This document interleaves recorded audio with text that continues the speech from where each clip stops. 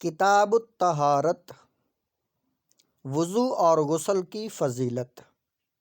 حدیث میں ہے کہ جو کوئی وضو کرتے وقت بسم اللہ پڑھے، پھر ہر عضو دھوتے وقت یہ پڑھے، اشہد ان لا الہ الا اللہ وحدہ لا شریک لہ واشہد ان محمدا عبدہ ورسولہ، اور فارغ ہونے کے بعد یہ دعا پڑھے، اللہم اجعلنی من التوابین واجعلنی من المتطہرین، تو اس کے لیے مرنے کے بعد جنت کے 8 دروازے کھول دیے جائیں گے، جس دروازے سے چاہے جنت میں داخل ہو، اور اگر فوراً 2 رکعت نماز پڑھے اور ان میں قرآن پڑھے اور اس کو جان لے، یعنی حضور قلب سے پڑھے تاکہ معلوم رہے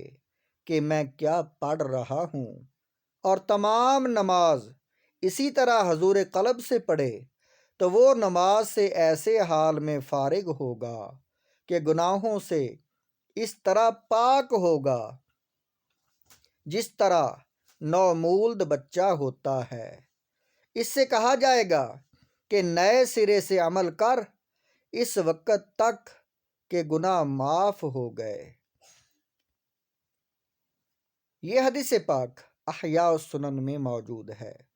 آپ جس کتاب کو دیکھ اور سن رہے ہیں، یہ کتاب ہے تسہیل بہشتی زیور۔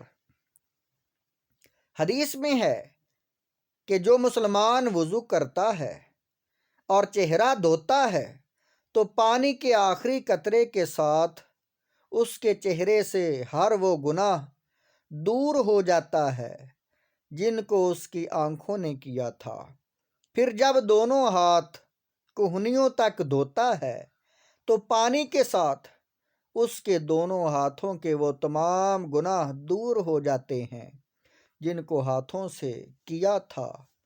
پھر جب دونوں پاؤں دھوتا ہے تو وہ تمام گناہ دور ہو جاتے ہیں جن کو پاؤں سے کیا تھا، یہاں تک کہ گناہوں سے پاک ہو جاتا ہے۔ یہ حدیث پاک مسلم شریف کی حدیث ہے۔ ان گناہوں سے مراد صغیرہ گناہ ہیں، جیسا کہ علماء نے فرمایا ہے، اور آنکھ کا گناہ جیسے کسی کو بری نظر سے دیکھنا، اور ہاتھ کا گناہ جیسے کسی کو بری نیت سے ہاتھ لگانا، اور پاؤں کا گناہ جیسے بری نیت سے کہیں جانا۔ حضرت انس رضی اللہ تعالی عنہ فرماتے ہیں، حضرت انس رضی اللہ تعالی عنہ نے 10 برس تک حضور کی خدمت کی ہے۔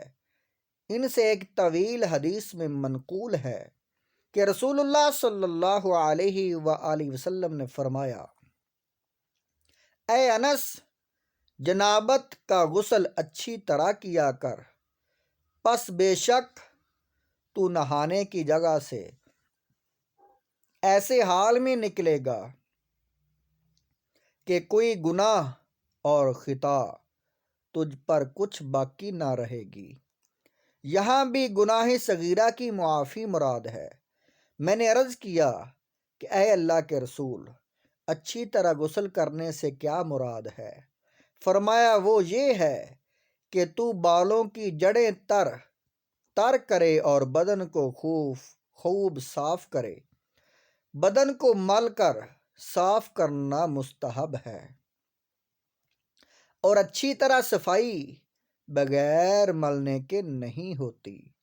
اور رسول اللہ صلی اللہ علیہ وآلہ وسلم نے فرمایا، اے میرے پیارے بیٹے، اگر تو ہر وقت باوضو